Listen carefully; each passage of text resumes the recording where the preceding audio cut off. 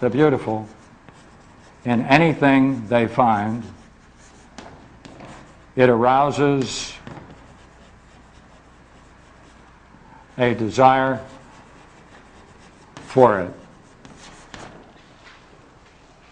And therefore, what's magnificent about this, you see right from the beginning of the dialogue, is that if this is once perceived, then you'll do anything you can to get back to it and dive into it again and again, because it will awaken a terrible love. Matter of fact, in the Phaedrus, that's what he describes it. He says, hey, you know what? Mankind has been spared. Really, man has been spared a great misery. And he has it this way, because if wisdom could be seen with the human eye, it would arouse a terrible love. And you do anything and everything to pursue it. He said, we're saved.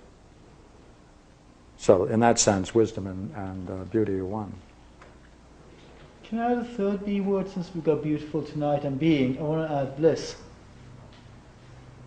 Another description of the feeling that you get when you get in touch with reality. Say it again, maybe I missed your point. We use the word beautiful and being. I want to just add another word. Yes. Bliss. Oh, yes. Oh, yes. It's just not a B word. Oh, yes. Another B word. Yeah, bliss. Yeah. Absolutely. Yeah.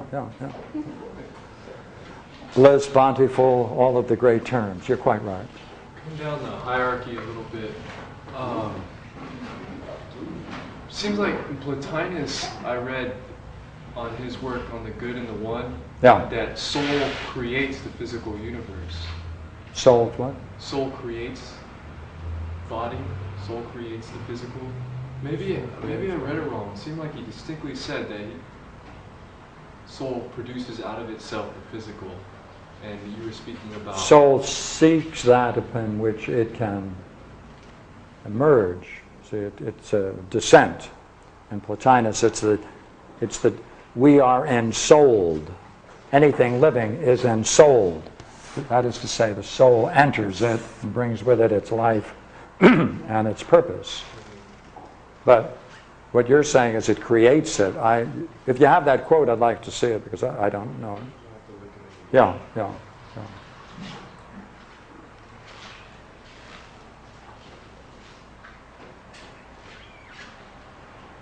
What do you mean we're ensouled versus being embodied? What do you mean by soul being ensouled? Ensouled versus being embodied. No. Yeah. When it is ensouled, it is embodied. Yes. Yeah. I hadn't thought about it, but is the relationship with intellect to soul similar to that as soul is to body? That is, that when intellect enters soul, there's a certain effect? Yes, there certainly is. This actually should be written this way, to be more correct.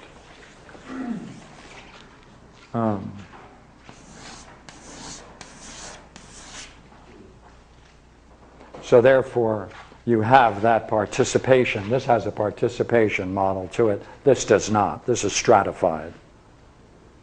So here, if that's intellect, then there's a part of soul which necessarily has intellect, shares in it, participates in it, or you could talk about it in which intellect descends.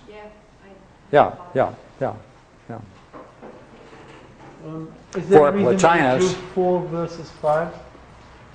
Pardon me, 4 or 5? Is there any reason you drew 4 of these circles rather than the 5 levels? Oh, I always leave that out. Okay. No reason. I was just hoping you. No reason at all. I was hoping that you weren't leaving the 1 out. No, thank you. That's the scared me. That we must always be careful not to do. You should leave the 1 out of the participation model, in the sense that it should be separate up above. It shouldn't have. No. That's true. That's true. What you're saying is the degree to which the 1, therefore, can be said of other things means that other things must share in it. You're moving, therefore, from this step, the step you're making is Proclus. Right? That's what Proclus contributes. He says, that part of which one and intellect share is called oneness. Why, the he-nows. What he calls the he-now. Imminent one. Pardon me? The imminent one. The immanent one, yeah, and a oneness.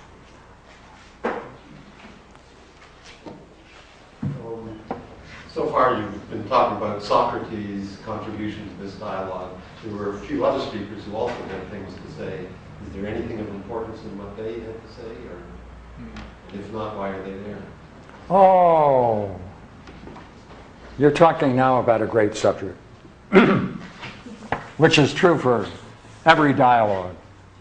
And that is, sometimes it takes this form.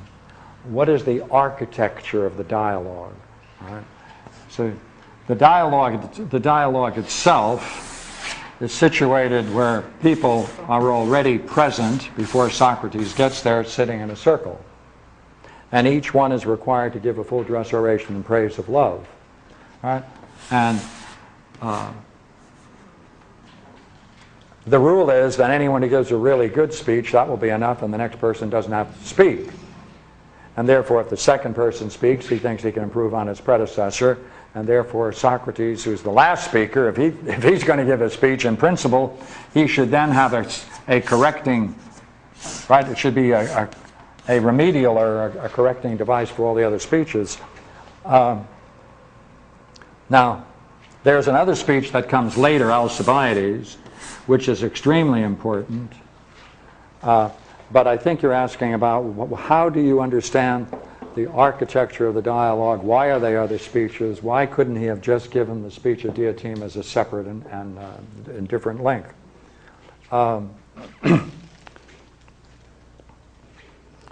Each one of these speeches is taking a major theme, which is true in Socrates' speech, but they understand it on a lower level.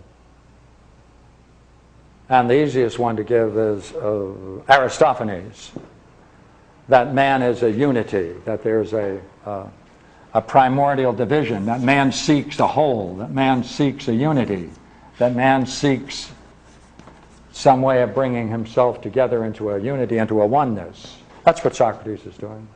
But he understands it physically until you get to the end of his speech, and therefore he understands it on another level at the end of his own speech, where he says, the real way to make the human race happy, he said, of course, there's only one way. Find a lover who suits your own mind, forget the body. Of course, that demolishes his whole thesis and the beautiful speech that he gave, or a fun speech. I enjoyed it very much. Now, let me go back to your question with one point now. All right? In every speech, in every speech and in every dialogue that Socrates is involved in, there is always a drama, a dramatic play between appearance and reality. Always. They give the appearance and all the ways in which it can be misunderstood. He gives the reality. And therefore, in the end of the dialogue, he has that wonderful dialogue between Agathon, Aristophanes, and himself as they're passing the wine. And that's tragedy, comedy, and the philosopher. And that's the big question for philosophy, isn't it? Is the nature of our reality a tragicomicality or not, Or does philosophy have a sufficient vision to see behind the tragicomicality of everyday life something profound? Because, as you know, Aristophanes can only be comic in respect to the fact that there can't be any basis for meaning or significance. I went on and said too much. I hope I didn't. Well, if you still have a piece of it, bring it back.